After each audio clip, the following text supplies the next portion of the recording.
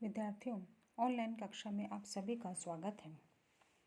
आज हम बीए पाठ प्रथम वर्ष के प्रथम प्रश्न पत्र के अंतर्गत रघुवंशम महाकाव्य पढ़ेंगे। रघुवंशम महाकाव्य के प्रथम सर्ग के श्लोकों की व्याख्या का कार्य चल रहा था। इसी श्रृंखला में हम आज श्लोक संख्या 25 से प्रारंभ करेंगे। छात्रों, जैसा कि आपको पता है, प्रथम सर्ग के नायक राजा दिलीप हैं और राजा दिलीप की चारित्रिक विशेषताओं का महाकवि कालिदास एक एक श्लोक में सुंदर शब्दों में सुंदर भावों के साथ में उनकी व्याख्या कर रहे हैं। तो छात्रों, श्लोक संख्या 25 देखते हैं। स्थित्यै दण्डयतो दण्डयान् परिणेतुः प्रसूयते अप्यर्थ कामौ तस्यास्तां धर्म एव मनीषिणः। छात्रों, राजा दिलीप जो भी काम करते थे, उनके काम रघुवंश की मर्यादा के अनुकूल थे, युक्ति संगत थे और उनके द्वारा किए गए सभी काम धर्म के अनुसार ही थे, अर्थात उचित के भाव से युक्त थे। धर्म के अनुसार उनके सारे कार्य होते थे। इसी विशेषता का उल्लेख करते हुए महाकवि कालिदास इस प्रकार से कह रहे हैं कि राजा दिलीप अपराधियों को, दंडियों को दंड देते थे। दोषी व्यक्ति को, दुष्ट व्यक्ति को दंड देते थे ताकि उनके राज्य में शांति व्यवस्था बनी रहे, अपराध समाप्त हो जाएं, अपराध शांत हो जाए। दंड देने का उद्देश्य केवल राज्य में शांति व्यवस्था को बनाए रखना है, राज्य व्यवस्था को बनाए रखना है, न कि किसी प्रकार का धन प्राप्त करना है या उसका कोई गलत उद्देश्य है, कोई विपरीत आचरण है। अपितु दंड देने का जो उद्देश्य है, उसी भाव से दंड दिया जाता था ताकि राज्य में शांति व्यवस्था बनी रहे और राज्य में आगे अपराध ना हो। दूसरी बात, केवल संतान प्राप्ति के उद्देश्य से ही वे विवाह किया करते थे, अर्थात उनका उद्देश्य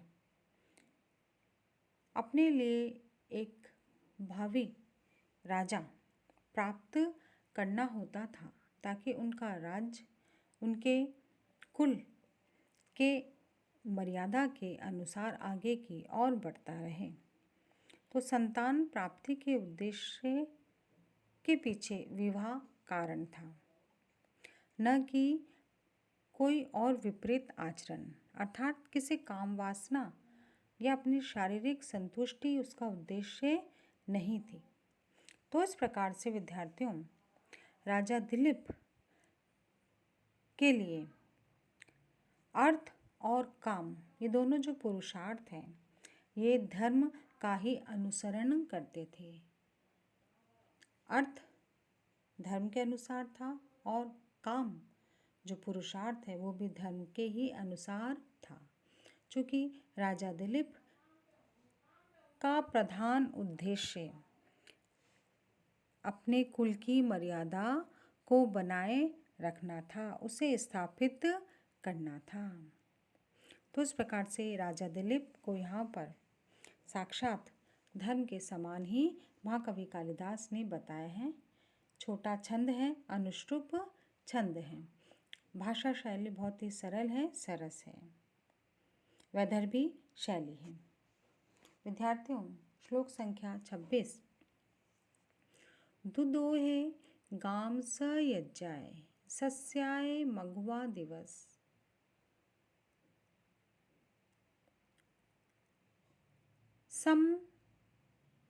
संपद्विनिमये नो भव दधुतुर भुवनद्वयम्। दुदोहो यानी दुहना। अब दोहने का क्या अर्थ है यहाँ पर? दोहना यानी कर लेना। तो इस पद में महाकवि कालिदास ने राजा दिलीप और स्वर्ग के अधिपति इंद्र, इन दोनों की मित्रता का, दोनों की मैत्री का वर्णन किया है कि इन दोनों में ही पारस्परिक सहयोग भाव बना हुआ था। कैसे? राजा दिलीप पृथ्वी को यज्ञ के लिए दोहन का कार्य कर रहे थे। राजा दिलीप अपनी प्रजा से छठा भाग कर के रूप में, अर्थ के रूप में ग्रहण करते थे और उस कर को, उस धन को ग्रहण करके यज्ञ इत्यादि धार्मिक कार्यों में, प्रजा के कल्याण में, प्रजा की भलाई के कामों में प्रयुक्त करते थे। जैसे इंद्र महोत्सव इत्यादि करते थे, जिससे कि इंद्र देवता प्रसन्न होकर के वर्षा करते थे। पृथ्वी पर अधिक वर्षा होती थी तो अधिक पृथ्वी पर हरियाली होती थी, अच्छी फसल होती थी, धन धान्य की प्राप्ति, समृद्धि की प्राप्ति होती थी और राज्य में चारों तरफ खुशहाली रहती थी। इसी प्रकार से इंद्र भी धान्य के लिए ही आकाश को धोते हैं, अर्थात इंद्र जो है वो अत्यधिक वर्षा करके, आकाश से अत्यधिक वर्षा करके पृथ्वी तक अपना जल पहुंचाते हैं। तो दोनों का उद्देश्य प्रजा का कल्याण करना है। इसलिए यहाँ पर दोनों में समानता, मैत्री भाव का वर्णन महाकवि कालिदास ने किया है। इस प्रकार से दोनों अपनी अपनी संपत्ति का बदला करके संपूर्ण लोगों का पालन पोषण कर रहे थे। तो राजा दिलीप अपने राज्य की प्रजाओं का पालन पोषण करने के लिए उनसे कर प्राप्त करते थे और ठीक उसी प्रकार से इंद्र देवता जो हैं वो पृथ्वी पर समस्त प्रजाओं, मानवों के कल्याण के लिए वर्षा करके उनको समृद्धि प्रदान कर रहे थे। तो विद्यार्थियों, बहुत ही सुंदर श्लोक है यहाँ पर और राजा दिलीप को इंद्र के समान बताया गया है कि उद्देश्य एक ही है, प्रजाओं का कल्याण। हम चलते हैं अगले श्लोक की तरफ।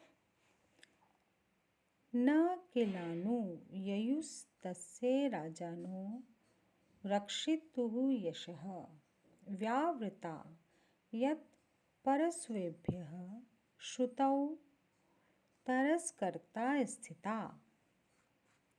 इस श्लोक में महाकवि कालिदास राजा दिलीप की शासन व्यवस्था का वर्णन करते हुए, उनकी प्रशंसा करते हुए इस प्रकार से कह रहे हैं कि राजा दिलीप के राज्य में चोरी नहीं होती थी। चोरी तो केवल शब्द मात्र ही थी। चोरी जो केवल सुनने में सुना जाता था, अपितु उनके राज्य में चोरी का कार्य नहीं होता था। और राजा दिलीप की शासन व्यवस्था इतनी अधिक सुदृढ़ थी, वो इतने सजग थे, प्रजा पालन में वो दिन रात लगे रहते थे कि प्रजा में कोई अनैतिक कार्य करने का कोई भी व्यक्ति दुस्साहस नहीं करता था। किसी प्रकार का अनैतिक कार्य उनके राज्य में नहीं होता था, क्योंकि जब राजा सजग होता है तो प्रजा भी राजा के अनुसार ही चलती है। समस्त मंत्रीगण, समस्त गुप्तचर इसी काम में लगे रहते थे, इसलिए राजा दिलीप के राज्य में चोरी नहीं होती थी। और इस प्रकार से प्रजा पालन में अनुरक्त होते हुए राजा दिलीप का यश बहुत बढ़ गया था। और राजा दिलीप का जो यश था वो कोई और किसी भी देश का राजा उस यश तक नहीं पहुंच पाया था। अर्थात राजा दिलीप के यश को भी अन्य राजा लोग चुरा नहीं सकते थे। तो इस प्रकार से यहाँ पर राजा दिलीप की शासन व्यवस्था का बहुत ही सुंदर वर्णन किया है। इससे पता चलता है कि राजा दिलीप की शासन व्यवस्था कितनी अधिक सुदृढ़ थी, कितनी मजबूत थी, कितनी उनके द्वारा सक्षम थी। इस प्रकार से राजा दिलीप प्रजाओं में अत्यधिक प्रसिद्ध थे। उनका यश चारों तरफ फैला हुआ था। उनके उज्जवल धवल श्वेत यश के आगे कोई और राजा टिक नहीं सकता था। तो इस प्रकार से विद्यार्थियों, आज हमारी कक्षा यहीं समाप्त होती है। धन्यवाद।